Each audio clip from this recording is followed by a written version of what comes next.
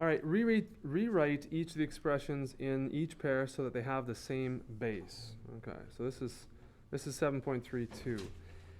The same base. Yeah, this is really important in solving exponential equations. One of the main methods is that you want to express an equation if you have two, terms over here and over here.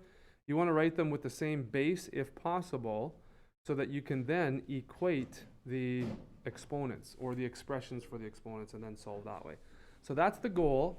Here for A, we want to write these with the same base. So we look at the bases as they exist right here. This has a base of 2, this power, and this power has a base of 4. So can I write 4 and 2 as powers with the same base? And the answer is yes. Well, 2 is just 2. You can't really go down any more than that. But 4 is actually 2 squared. And so if I write the 4 as 2 squared, 2 squared squared, then the expressions in each pair with the same base. So this second one is actually 2 to the power of what? What do you do with a power raised to a power? Yeah, you multiply. So that's 2 to the 4. Okay? So if we evaluate this, 2 cubed is 8. 4 squared is 16. So 2 cubed, 8. 2 to the power of 4 is 2 times 2, which is 4 times 2 is 8, which is what times 2, which is 16. So they are the same. Okay? So here's the two expressions with the same base. That's technically your answer for A. Okay, does that help? All right, what about B? That's important too to know how to do B.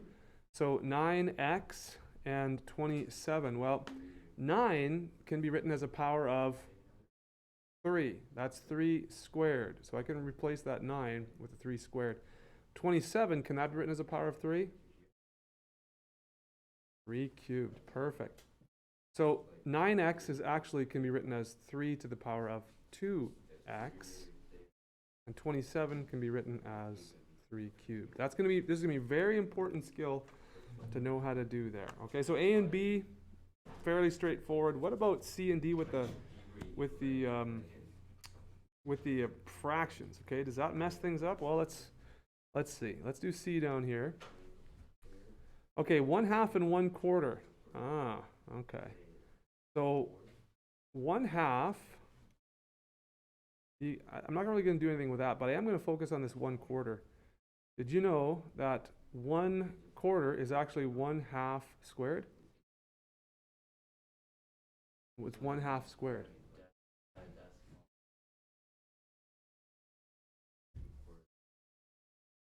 Say again, I didn't understand you. Yep. Yes, that's right. A fraction like this, yeah, when you multiply by itself, it gets smaller. That's right. So do you see how 1/4 here is actually 1/2 all squared? So we have the same base now. So we have 1/2 to the power of 2x.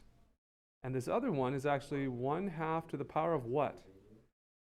Because we have to take this, it's squared, but then it's to the power of x minus 1. So we 2x minus 2. Excellent. You multiply 2x minus 2. Perfect. And those are the pairs, written with the exact same base. Great job. Okay, let's do the yellow. So let's do D. 1/8 and 16. Okay, 16. So 1/8 and 16. It's going to be a bit tricky, maybe. I can write 8 as a power of 2 and 16 as a power of 2. That's good. Remember, 16 is not 8 squared, right? That's 8 times 2, so we can't turn times 2 into an exponent. An exponent of 2 would be squared, so 8 times 8. So what we have to do is we have to rewrite this as a power of 2. So 1/2, what would I have to take 1/2? What power would I have to take that to? Yep, cubed. Very good. Okay, so so right here, I can make this green. 1/8 and 1/2 there. That's 1/2 cubed. Not going to stick there, but. Okay, what about on this side over here then? Separate this. So 16, oh boy, wow. Can I write 16 as a power of 1/2, or do I want to change something? Do you like fractions? Do you not like fractions? I don't know. What do you think? Can I write 16 as a power of 1/2? Yeah. You can. Do you know how to do that? I guess that's 16. So 1/2 to what power would give us 16? To the power of 1/3? Not quite. Not quite. A quarter? Do you know what I'm going to do? I'm going to leave that here. I'm going to leave that for a second. I'm going to ask you this. Is there a way that we could write 1/8 to the power of regular old 2?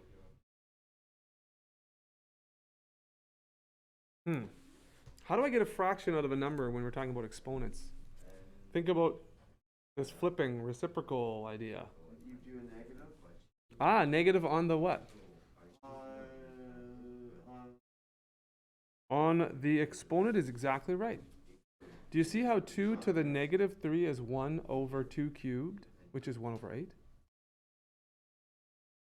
Amazing. That was a total guess? Wow. You totally guessed. You totally guessed correct.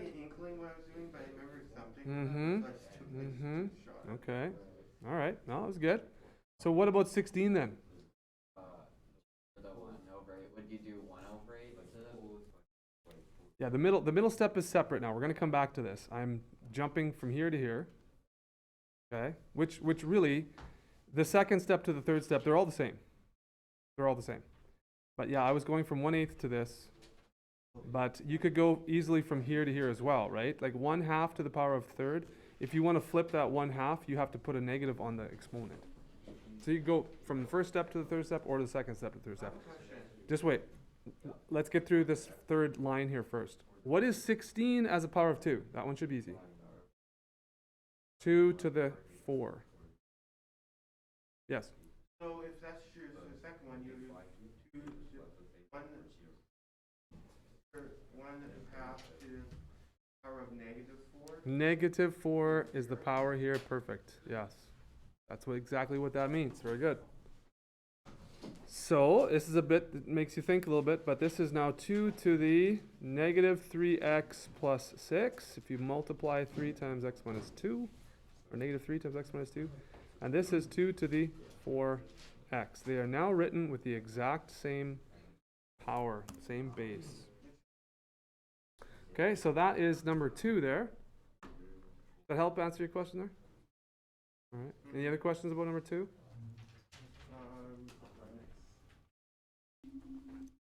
So number 3 says write each expression as a single power of 4. We've been asked to do D here, so let's take a look at D. This one looks pretty tricky, I guess.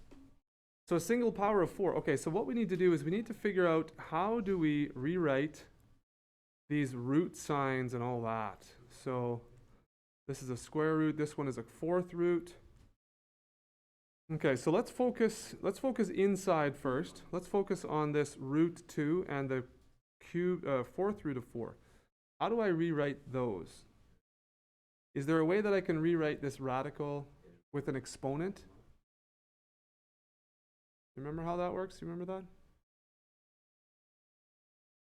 What is square root written as an exponent? So 2 to the power of what equals the square root? Yes, 1/2. Thank you. So 2 to the power of 1/2 is the same as square root 2, 1/2. Now that's because even though it's not written, it's understood that inside the index there of the root sign, that's a 2. So if the index of this root is 4, what do you suppose 4 can be written as with this? That's a really good question. Couldn't the 4s not just be just Yep. 4 can be written as 2. That we're going to get to that in a second. Okay. Notice the question though. I'm not going there just yet because we're supposed to have this as a single power of 4. So we gotta figure that out first. Okay. Okay. So this is 4 to the 1 over 4. The 4th root of 4 can be written as 4 to the power of 1/4, and then this is the power of 4. Okay, so going back to the question here, I have to write this as a single power of 4. So right now, let's simplify here and see if I can see what I can do here. Okay, so this is actually 2 to the power of what? 2 to the power of 4. Okay. And this is actually 4 to the power of what? Nothing. Ooh, not nothing. One. 1. You wouldn't write anything, but it's not exactly nothing. Right. I think I see what you're saying. So it's not 0, but it's you don't have to write anything, right? So you could just get away with leaving that blank there. Yep, 4 to the power of 1. Okay. So what is 2 to the power of 4 actually? 4 to the power. Okay, it's actually 16, isn't it? So can I write 16 now as a power of 4? 4 to the power of 2. Now remember, these are multiplied here, so I've been writing them separately. So what's now my final answer? Writing this as a single power of 4, and I'll put that 1 back there. Okay, so is it 4 to the power of, do we multiply or do we add?